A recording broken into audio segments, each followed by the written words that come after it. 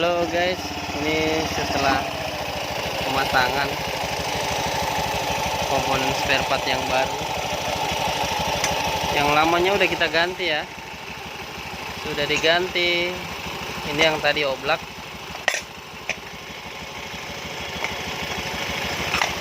Ini oblak. Sudah diganti dengan komponen yang baru. Suara yang ngoblak tadi sudah hilang ya. Ini sudah diganti, sudah terpasang yang baru. Ini nomor spare partnya yang original ya.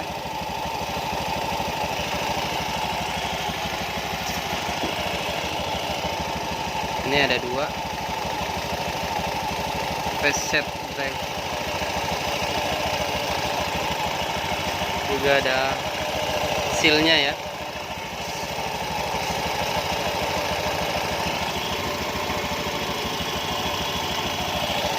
Semua komponennya kita ganti yang baru. Oke, kita pasang ulang, pasang kembali.